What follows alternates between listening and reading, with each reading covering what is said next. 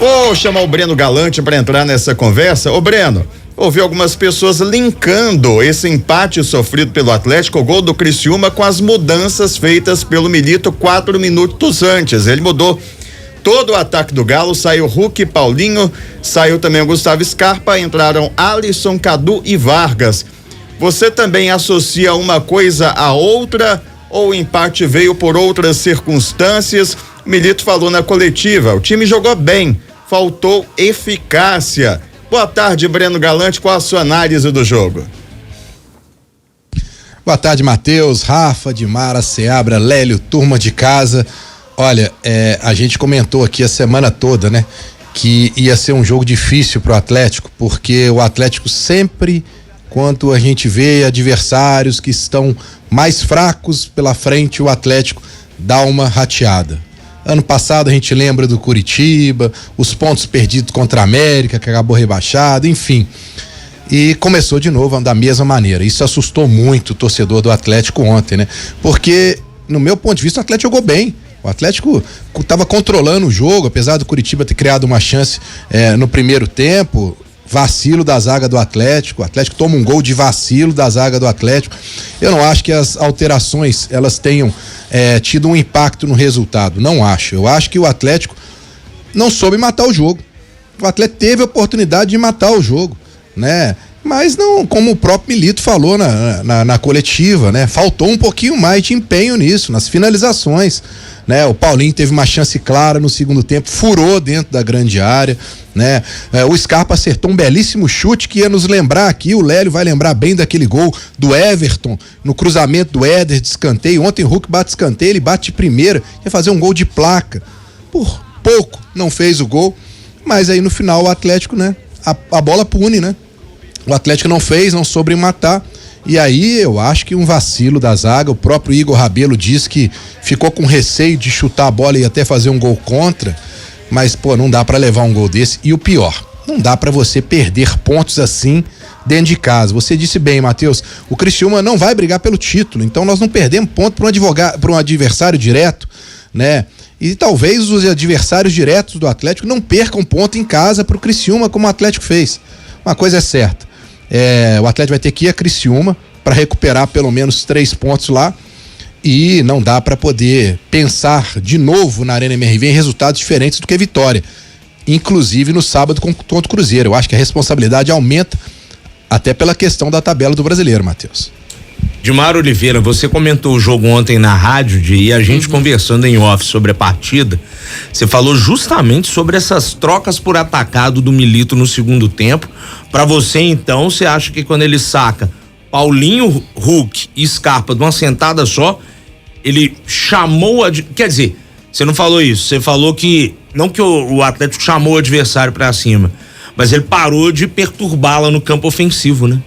Acho que até mais do que isso, né, Rafa? Porque é o seguinte, o Atlético controlou o jogo, né? Ele não estava sofrendo nada, o Atlético não sofreu nada, né? Todas as ações eram do Atlético, era toca, quando chegava na finalização é que era o grande problema, que não estava acontecendo. Hulk e Paulinho mal no jogo, obviamente, mas você não tira jogadores que são e que levam com ele uma extrema marcação, como é o caso do Paulinho e do Hulk. Você pode até tirar mais pra frente, né? Quando você sente que você tá com uma situação mais definida. Só que quando você faz da forma como o Milito fez, os 3 de uma vez, Hulk, Paulinho e Scarpa, era exatamente o ataque do Atlético, né? Aí você tira todos os atacantes. Até que o setor defensivo e o meio-campo entendam a modificação, raciocinem e pensem na forma de agir diante de tantas mudanças, entrou o Mateuzinho na velocidade dele, foi lá, que foi aos 34, né? As mudanças começaram aos 30, aos 34 Mateuzinho vai lá e muda a história do jogo pro empate. A gente tem que dizer o seguinte, houve um erro, sim, nas substituições, você até poderia fazê-las, né, aos poucos, entra o Alisson, né, tira o Scarpa, porque ali me parece que ficou muito claro, né? Hulk, Vargas na vaga do Hulk, o Cadu entra no lugar do Paulinho e o Alisson no do Scarpa. Parece que ali é a definição da situação, né? Quem é substituto de quem. E você até poderia ter tirado o Scarpa, né? E feito uma recomposição ali e tudo mais. Eu não tiro o Hulk nunca de campo, nem que ele esteja desgastado. Acho que ele é um cara que, mesmo não estando bem, como ele não estava ontem, a qualquer momento ele chega e faz uma jogada, está presente, tem uma presença diária e resolve uma situação, principalmente da forma como o Atlético depois acabou ficando mais exposto e aí desesperado em busca de um gol que trouxesse a vitória e tudo mais. O Scarpa era o melhor no jogo, né? Pela movimentação, tudo foi pro Scarpa. O time virava a bola inteirinho, o tempo inteiro pra direita, buscando Scarpa. Eles já não buscavam o Hulk, eles já não buscavam o Paulinho, eles buscavam o Scarpa, e ele deu conta do recado, ele fez a movimentação, é por isso que a gente pedia ele o tempo inteiro. Então o time já estava torto, já estava só pela direita. E ainda você, na sua modificação, tira os 3 de uma vez, é óbvio que a defesa ia demorar para entender, porque essa bola só ficava lá na frente. Mal ou bem, a bola ficava lá na frente, não ia no setor defensivo. Em que momento o Everson teve algum trabalho no jogo? Em nenhum momento. Então, acho que essas modificações, elas foram determinantes para o empate. Ô, Lélio Gustavo, inclusive esse gol do Criciúma, que cochilada da defesa, né? Ninguém afasta a bola.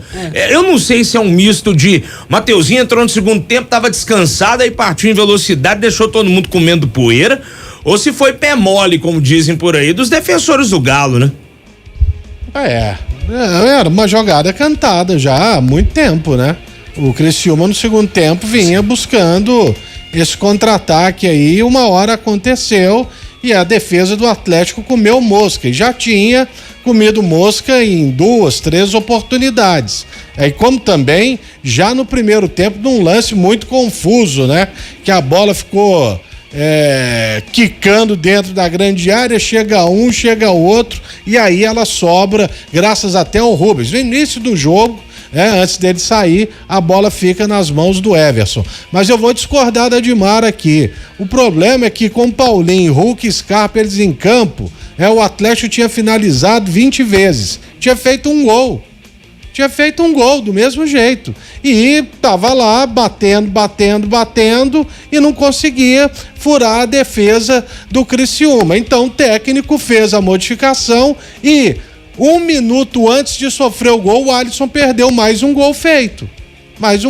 Então, o técnico ele sempre vai ter a sua parcela de culpa, mas ontem a culpa maior, sem dúvida alguma, dos jogadores. Mais uma vez, porque era um jogo que o Atlético não poderia de jeito nenhum. Se ele realmente é um postulante ao título nacional, ele jamais poderia ter deixado 2 pontos para trás. E a gente falava dessa matemática. Não é no clássico, não é no confronto direto. É contra a equipe que você sabe que vai, teoricamente, figurar entre aquelas equipes que disputarão uma vaga na Série A da próxima temporada. Ou seja, vai jogar para não cair. E o Atlético deu esse mole. Agora, na minha opinião, o Atlético tem a obrigação de no próximo jogo em casa fazer 3 pontos. E o jogo é simplesmente o super clássico contra o Cruzeiro. Vai ter que se virar e buscar os 3 pontos em casa, Rafa. Deixa eu só responder ao Lélio. Eu continuo discordando de você. Eu acho que ele teve uma parcela muito importante e não porque ele fez as 3 de uma vez, Lélio. Ele poderia ter mexido aos poucos.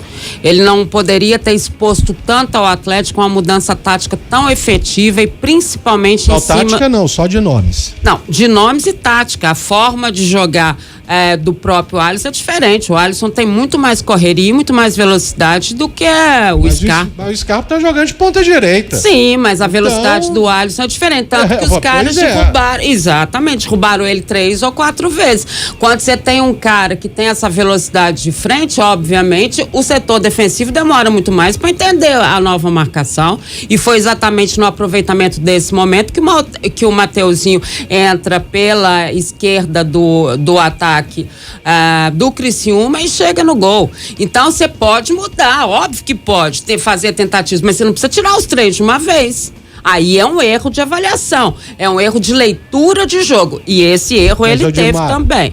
Os jogadores erraram, porque não estavam bem mas também. Se ele colocar o Alisson pra marcar o Mateuzinho, aí vamos fechar o futebol brasileiro. Não, eu não tô dizendo que ele precisa. Não tô dizendo que ele precisa marcar. Tem que marcar o Saravia, quem tá lá dentro da grande área. Ele colocou o Cadu. Cadu, pelas características, vai fazer a função do Paulinho. E o Vargas vai fazer a função do Hulk. Ou seja, então ele manteve jogadores com características semelhantes. Se ele mudasse taticamente o time, ele teria que fechar o time. Quem sabe até colocar um terceiro zagueiro.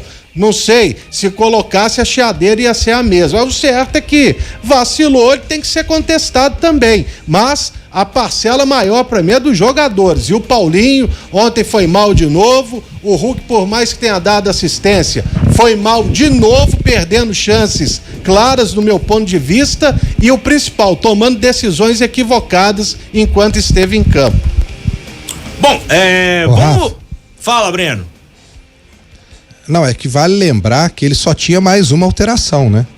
Porque ele já tinha mexido no primeiro Rubens tempo. E no Zarate, e entrado Zarate. No Rubens no primeiro tempo e Zarate no segundo. Então ele não poderia, né, fazer mais. Ou ele fazia de uma vez só todo mundo, ou então um só, né? Enfim. É o que eu achei que ele iria fazer e foi o que ele não fez. Hoje em dia o tal do tem 5 substituições a favor, viu, Daniel Seabra? Não significa que você tem que usar 5 não, viu? Não.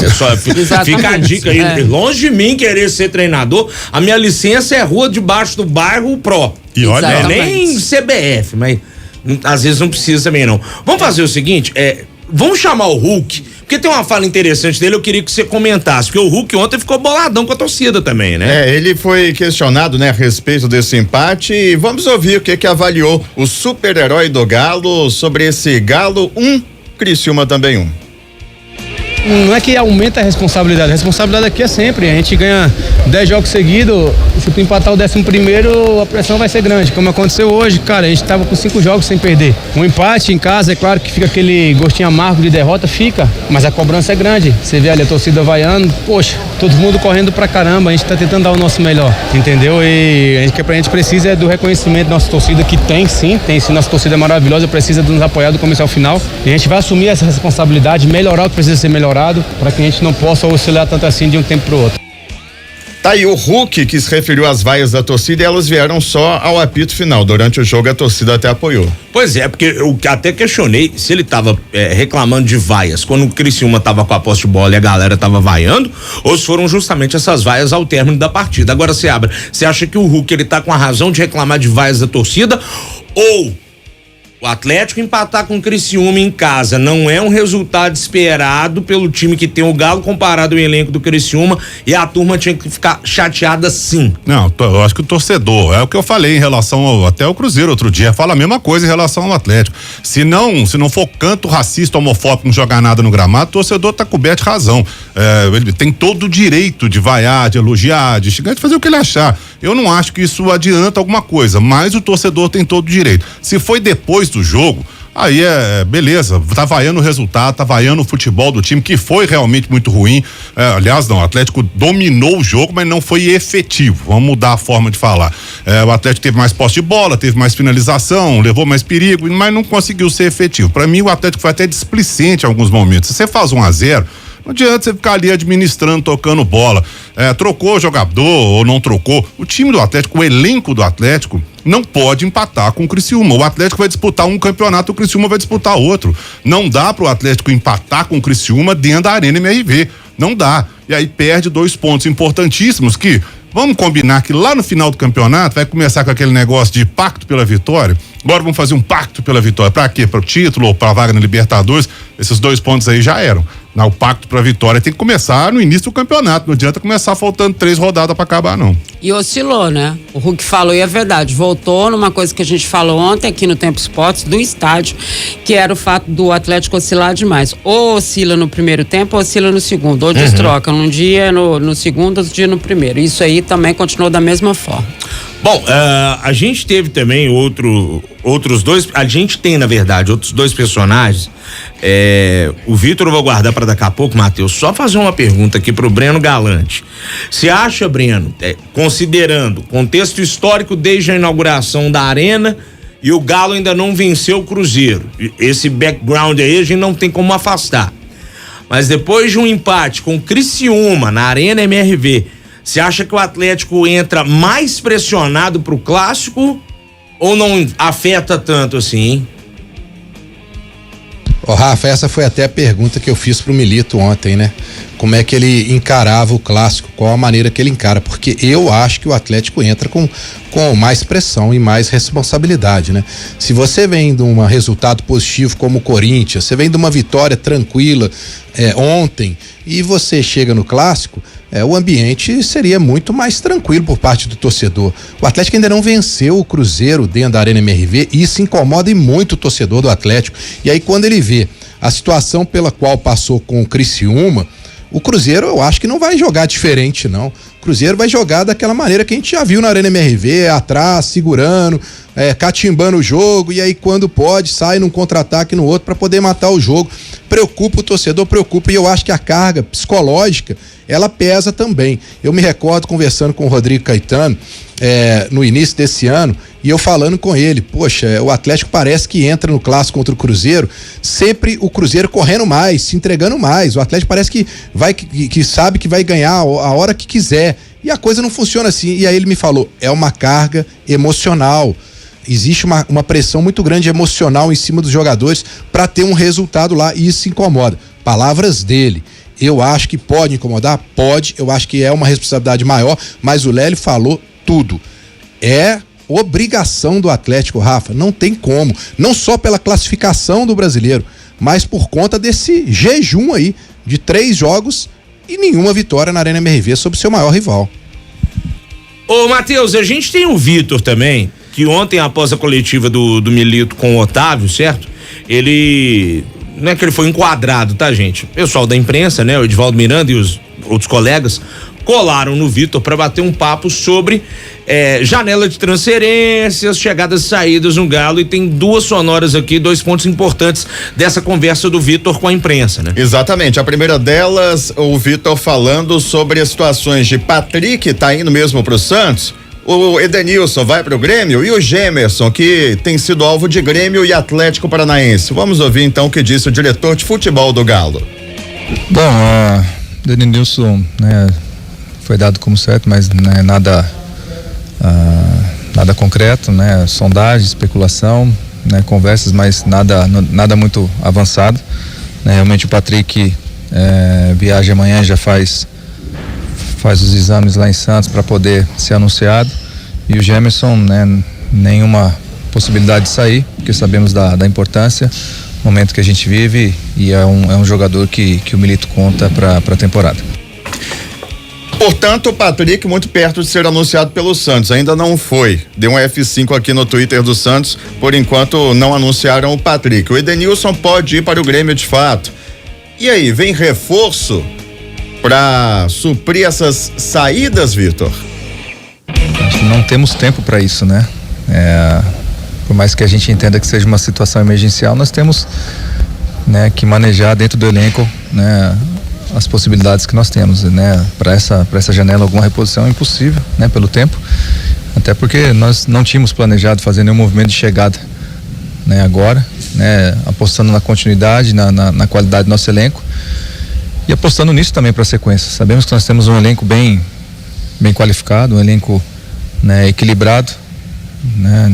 Inclusive com consentimento, né, e anuência do treinador para que a gente possa manter esse elenco. Obviamente que janela de julho é diferente, podemos aí pensar uma outra reposição, alguma outra chegada. Pode ser que aconteça de também recebermos propostas. O mercado a gente não controla, quem controla é quem manda a proposta. Então temos nosso planejamento, mas nós temos que estar atento a tudo, né? Mas para essa janela realmente é impossível fazer qualquer movimento. Vitor, diretor de futebol do Atlético, falando que não vem reforços nessa janela que termina amanhã. Planejamento é tudo, né, Vitor Bage? Porque se cogita a possibilidade de vender ou emprestar 3 atletas do seu time, mas não tem planejamento para a nova chegada, você tá perdendo 3, mas aí eles são negociáveis. Vamos repor com quem? A base do Galo é muito boa, né? Pra poder ter esses caras à disposição, porque dá a entender isso, né, Seabra? Que se ele não planejou alguém para chegar para substituir 3 que ele vai se livrar, ou tá vendendo, ou tá negociando, emprestando, né? Gente, eu acho que o Atlético tá aos poucos desidratando o elenco dele e não tá chegando ninguém. Nós estamos falando isso já tem um tempo. Ah, mas o elenco do Atlético, beleza, o Patrick, o torcedor não quer nem ver pintar de ouro, né? O Denilson, mesma coisa, o Pedrinho, mesma coisa, tá todo mundo saindo. Mas são jogadores importantes para entrar em determinados momentos. São jogadores que podem fazer determinadas funções que depois não vai chegar. Vai chegar o Bernardo aí no meio do ano. E aí, lá no meio do ano, aí vai ter outra janela, o Atlético vai contratar lá no meio do ano. No meio do ano a coisa já pode ter ido pro vinagre. O Atlético tem Copa do Brasil, Libertadores e Brasileiro. Não sei não, eu acho que o Atlético tá desidratando demais o elenco dele e não tá trazendo ninguém à altura, aliás, à altura não tá trazendo ninguém, né? Pra poder repor isso aí. Eu falei ontem na transmissão exatamente isso, que o que mais estava me preocupando não era nem o resultado que o Atlético tinha tido, até porque a gente sabe, pontos corridos não recupera ponto, né? Isso é legal da gente entender, não existe recuperação de ponto em pontos corridos. Foi. Exatamente a falta, né? A ausência de possibilidade de refazer esse time. Eu acho isso talvez o que mais preocupe nesse momento, até porque até nas substituições ontem pra gente ficou muito claro, né, quem é quem. Pra gente é muito claro quem é quem. Titular é titular, existe uma diferença entre quem tá no banco, seja porque são meninos que ainda tem que se adaptar, seja porque são jogadores que realmente não fizeram parte, não tem o nível técnico de quem tá jogando.